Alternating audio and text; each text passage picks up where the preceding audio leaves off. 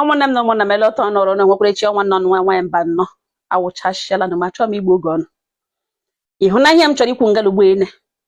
eresivuole m kọlụ dị ụtọ ọtụtụ mgbe azakatala m kọlụ dịka ihe m na-agị kọ ngalugbo ene ka ikpeazụ a ka m bịadere m bịa ma igoro okwu n'ọnụ enwere ọda vidios kwesịrị ibu keluzi apụta mana ọ dị mkpa n'ihi na aga m egbu ya na nkenke anụ m otu nwanne ya nwa akpọ m na fon si nwa mba nọ m za ya sị enwere nwata nwa okorobịa na ya matara na November last year na ọ na-enyekwana ya ego na ọ na-ele ọ na-enye ya nyere ya aka n'ụdị ya chọrọ ya na abụọ marakwa na-akpakarịta ke nwoke agwa ya na ya ga-like ya likiri ya ruo n'ọlụlụ ya ga-like ịlụ ya ruo ka o ruru ọ bịa gbanwee ya echi lọta ihe dị iche abịa dịwa ọ dịghịzi ihe clear n'anya ihe ọzọ ka nwoke bidoreziri wee gwa ya na ka ya abụọ mee vidio kwakarịkwa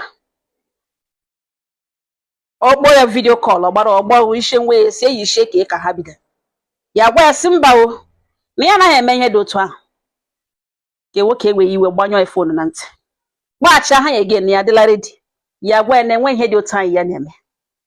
na ya agaghị eme na ọ dị riski na o kwesịghị ekwesị na ọ dịghị mma na ozi ha ezi na ya agaghị abịa gba ọtọ ya na ya bụ ọ gbawa ya bat na nwunye ya chọrọ ịlụ alụ na ọnwụ nwa ya hụrụ na ya chọrọ ịlụ na ya ga-alụ ya kwa nda ya alụ egbe ya na ya bụ ọwụọ di na nwunye ya gwawa ya si ya na ya achọghị na ya ekwetachara na ihe kama ọ hapụga mgbe na-adịghị anya na ya abụọ ga-ahụ mechie ụzọ nọkọrịta ya mechaa gwe iwe ọ nakwa akpọ ya ga ripọtụ zie this young man n'aka onye na that man dị na mma onye o ji mere onye ya yatago si ya lekwe onye nọ ịsọ nwanne when somebody maara ọfụma inyere ya good recommendation lekwe ihe ọ na-ekwu the woman asị ya na ya ga-ajụ ya emecha na ọ mazi otu ya na ya abụọ shi ekwute ihe the woman na-agwazi n'okwana na ihe nọ dị ya n'okwana na ihe nọ dị na nwe ihe o mere n'onwe ya na-asị ya na ya nwa awụ lụbeghị di na ọwụhụ di yet na ya agaghị emeli ihe dị otu a na ọkemgbe ahụ ọ nakwa ha akpọ ya ka nwoke na-ewe iwe kpọ ya ihe ọ na-ekwuziwo na ya akpọgazikwe ya ga na-eweziwo na-asịzi nwa mba nnọ na mbiko na this guy dịgidere nice rute mgbe ihe n'ugbo bidoro bịa wee ọka na ihe n'ugbo owu the only problem na ya na ya abụọ nọrọ ya eme travel ọ na-agọ gara gwa ele kọlọpantị uyi ihe niile na ọ na-asụ ya n'ọnụ ihe gbasara kwakịrịkwa sị m na ole ihe ya na ya dị confused nọọsọ mgbe ọ sị na ọ ga-alụ ya mana ihe na ọ na-eme mmụọ ya nabata ya achọghị ime na ya amaghị otu esi ga-esi were ha kpọrọ ha okwu ka ọ wụnụ n'ele otu m siri hụta ya na ọ dị kwesịrị ekwesị ụmụnne m okwu ekwulekwucha m sị nna ekwuchana ya sị nna ekwuchana ya sị m ịnwa mba nọ n'ọhịa ekwu akpọga m sọ ọ ga-adịrị m mma n'ọkọtụ ya sị ise ọ ga-adịrị m mma n'ehihie ọ ga-adịrị m mma n'abalị ebe ị topụtara agba ọbịa chi ịbara ndị nwe uru ụmụ m ga-abara m uru ị ga-amụ ụmụ maara ihe ọ na-enye m obi aṅụrị mgbe m nne na nna zụchara nwa ha enwe amamihe represent ha well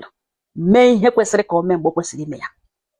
it shall be well with you ya sị amen nwamba nọ amen gee m ntị ọfụma nne na ihe m na-ekwu ya sị yes that man nwere mission in your life no matter otu o si enye ego a niile onye kogara ọsọ si na mission ya ị ga-egbochi ego a niile ọ ga-anara ọchịcha ya gị nwa mee vidio ahụ gịnị ya bụ meda vidio ọ ga-enwe record of it ọ ga-eji na blackmail m ihe ahụ biznes ya ka ọ nọ n'ime ya in the name of I will marry you ọ bụrụ na ọ na-ala bekee n'ihi na ọhịa eji mara ndị ala bekee ọ nawaghị ya na ya nọ n'uko nwaanyị this and that ọkwa oke na ọrụ ga-esi mba nakwa atọ fit until time anakwa erute na ihe eji eme mana ke gịnị abụọ nọ na Naịjirịa mgbe niile ya akpọṅụ John si dịla ready esi mba na ediberedi ya gbanyụ fon na ntị nara gị iwe wee even though na ị gwara na ị naghị eme ihe dị otu a nne ọ nwere mission na ndụ m onwe ọnwa sọsidi ka ị ga-like ya ọwụ na ị ga-ama ụmụ agba obi ole gabigaga ihe m na-agwanụ na o nweta those videos nweta those records of you ya baizie n'irule your life enwe ihe wuye rulezie your life control your world ya nọ na ya sị gị nye ego rote ọ ya post oyi ya nọ ya sị gị nne ya nidiri 50,000 nidiri 100,000 nidiri gị achọghị ma go and just get the money ọ ya post oyi na gị nwa anwakwa mkpa police station ya relocate ya gaa ala bekee chizi ebe ahụ post oyi Nigerian police bezi ebe ya arrest ya ga-tarnish ya destroy your life gị lọ dị alọ ma ọkwa na ọ ga-ekwe o nwere ike ịnọrọ eme ihe asị na ya chọrọ ihe lebe na ya chọrọ ihe ibi ebere ote ya ata anụ hapụga nso ngwa gị la ọ ga-eme mme aka sanga oyi useless am gị chọrọ ịlụ di ya sị na ya onye ahụ chọrọ ịlụ ya chọrọ ya ga alụbekwala ya dị true with you gị pụta ha kwa ọ gị ga-eme post oyibo gị lụọ alọ ya sị ngwa gị lụọ nakwa ịlọla di ya sị na every month gị weta ego lerute oye post ihe niile wụzi gị mee ya oye post. Stay away from such person. Ị ga-agbarịrị ya egwu ebe ọ kọrịa egwu ị ga-agbarịrị egwu si onwe mission enweghị dị ka marriage ihe ahụ ọ chọrọ bịa ihe ọ chọrọ bịa ọgọdụ na onye na 100 million ọ succeed those 100 million ị ga-erite ọnụ ha nye ahụ ego eji atọ ngata nwoke hụrụ nụ n'anya laikere ṅụ ruo na ọ chọrọ ịlụ ṅụ agaghị ekwedo ka gị na ya bụ ọgọdụ na ọ na-eme ya onwe anọda gị all those girls ka ọ ga na-anara nwa dosti mana ka ahụ ọ chọrọ ịlụ ọ gaghị anwa ya nwa si gị gba ọtọ n'ihi gịnị ị nwere ike ịgba ọtọ ahụ ka ị hapụ ime mistake hapụ ga the record or something na phone ṅụọ ya esi n'aka ihe anwa ọ chọrọ ịlụ ọ ga-eme ka mistake ọ gaghị anwa ya nwa ihe initiate godo dapa asị mba biko ihe anwa ọ chọrọ ịlụ and ụnọ na Nigeria ego agụrụ ọgụ ya mee invite gị bịa ọ ya bịa nọ ọ gaghị enwe ihe o ji video chat eme ndị ọzọ nwere ike ime ya wụ di na nwunye anụhụ na Nigeria wụ ikekwe di ya na ọrụ rig o dependere ebe location di ya rụga ọ di ya na ala bekee kpọọ nwunye ka ha meghere ote that woman aga-eche ya eche ya eme ya n'ihi gịnị onwe ihe di ya ga-eme ya n'ọnọdụ onwe ihe o ji those things eme ọnwa anwa post enwe ka o gburu o post integrity ya ka o gburu ọ bụrụ na amụọ na ha ụmụaka ụmụ ya will grow to question him asịgodo na ọlụgazighị demand ya na ya bụ agbasala that woman still remains the mother of his children enwekwa ihe ga-emekwe n'elu ụwa ka o post to such things ma ọ ji ọ ga-ejide for his own personal use delete ya at will mana ọ gaghị eji ebe na ọ na-blackmail o jechi imechi ike no ihe gị ya na nwunye ya mere ọ gaghị post n'ihi gịnị ọ nwunye mana onwe mission agaghị akọ akụkọ marriage mana ma ọ nwebe mission o nwere ike na-akọ akụkọ marriage ka o nwee ike megide mee mission ya ahụ achieve ịnụ nga ya nwa agbọghọbịa somebody na-alụbeghị ọkwụbụ ụgwọ isi nọ ihe ọ nọ na-arụ video chat ihe ọ na-arụ egberi na-ekwakịrịkwa idewe kamera gị gbara oto were ama ndụgba yewehe oghe kpoghewe kpoko ya na-ada ka mgbe nwigiri gị were onwe mkpoghere onye gị na-emega ihe alụbeghị mgbe unu megidere ikekwe ya iwe ya ma ọ bịa enwe na-ese ị gaghị ama na o ji these records ọ ga-epịa na akakpo ọ ga-emere ya ebere n'ihi na enwezi ihe o nwere tụlu onwe ihe o jizi eme ikekwe imuvụla ọ nọ ịlọọla di ịlụzighị ya ọ ya na-ebute nye m ego olere ote on post ọ ya na-ebute you use me I won't let you dump me ị ga-eweta ego olere ote on post anaghị agadala ugbu a na-agada profile na-edenwe ya na-agada different mgbe a ga-epost ya epost dị n'ihe ị na-arụ on different occasions because ọ ga-adị enough ma ọ na ime nwene ya ugbu a now jishike ga-achọ look for a way and control the damage ịnọ ngala enyi nwoke na ga-eme ya si dewe kamera ka unu mere ọ nwoke epost gị ya ogbochikweghị ịlụ onye ọ chọrọ ịlụ echi ogbochi even nwaanyị ahụ nọ na ọ chọrọ ịlụ the next woman lee ị ga-enwerịrị nwaanyị ga-asịcha ikewa anụ m na-eri ihu ya bido gbawa shịrịshịrị wee nwee tọọ ya ọkwa somebody nude ya nọ n'intanet ọ nwoke ka ọ God made them like that they are mini gods enweghị ihe ụdịrị ihe a enwe ike ịchụpụ nwoke n'ime ụlọ ọ nwaanyị ka o kwesịrị ịchụpụ nwaanyị n'ime ụlọ n'ihi na nwoke wụ crown nwaanyị nwe limit na ihe mega na ịsọ lọv amam ihe gịnị ya bụ ọlụga mana metụwara onwe ya ebere nwa agbọbịa nọ ngana emegidewe kamera dewere gị ji achịcha ị ga-aji achịcha ahụ ụtụmụtụ na ụmụrụ ahụ kpokumi ahụ ihe niile ya ya gbaja gị were aka gị eme gị onye na-awụhụ dịṅọ ndị Igbo sị ahụ shi ogu ahụ ọra eji ahụrụ ahụ mgbe ị jakọtara nwa gị jara gị jaga onwe gị jaga gị gbaga na gị buo gị ebo mgbe ụfọdụ arụ nka ọ dị enough gị were mkpụrụ aka gị maga gị buo ya gị buo helu mgbe ị bugara ya ahụ shie nọ ike ya gwụrụ ya hụzi another fine girl ya chọwa ịhụ ka ya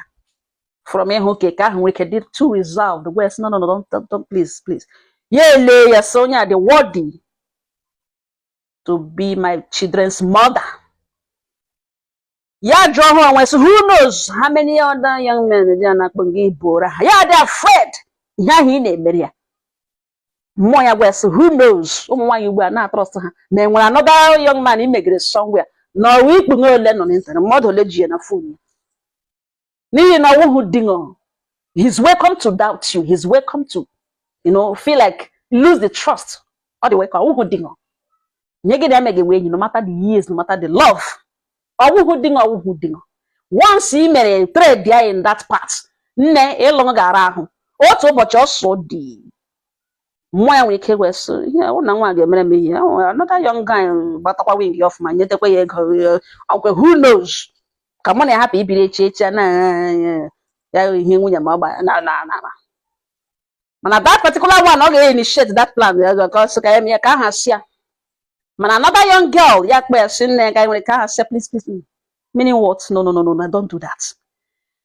Yele. Mmụọ ya wes, kerkwa ka azụrụ ya azụ. Who knows? Ya try ha ka ha si before you mana obi ya gawa ebe ahụ ya dị serious. Go ajaire na ugbo ajaghị ja. Eju ele nne ngakpakọrọra m ya wụrụzie ke ọkwụm ilu nọ n'isi. Ke kpere ya ọrụ kpee source of income. Atọ na ọṅụ nara ng loyalty ngdewere nwa. Ọ wee nụrụ ehi ụra kpọ ebe ahụpere anyị nwa idea na enwerote gị na nwoke ọzọ nata ya ego nata ya chọkwa m na nata. Ana akọtọrọ ntụ rule your word. Ọ gị jira ka nwa. Kpachapụ anya ngọ. Enweghị ụmụ nwoke luzu mgbe ụfọdụ ha na-ebuzo agba ụtọ. Na babe beti ya isiala nọ. Babe beti ya ihe nọ na ya dị n'ihe anọ ya ụgwọ ọtọ ka ya oso. Hello, atụpụrụ ya ọnụ. Ya mini god atụpụrụ anwapụla atụpụrụ ya ọnụ.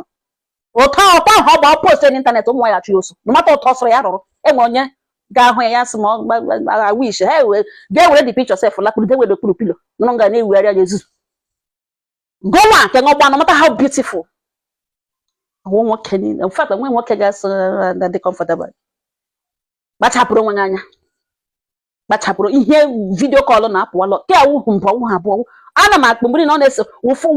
nwaanyị na-akpụ na nwaanyị mba ihe onwe ike isiri na ya. Chukwunna na-emekwa na-emejekwa na ebere. Ndị kpega m nwa bekee mara n'ọnya. Ha kpega because okwu wala okwu. Ụfọdụ shala bekee ndị ka nwoke shala. Nna ọcha etikwela isi. Nwakwala nwata isi. Gbachapụrụ onwe anya. Ihe ọbụla ị na-eme kwazie onwe gị n'ihi na gị mma n'ọnya wee victim of blackmail ka ị ga-ama na Bolinga awụghị ebe obibi. Otu a ka ọ dị. Chineke duwere m ọnụ. Amen.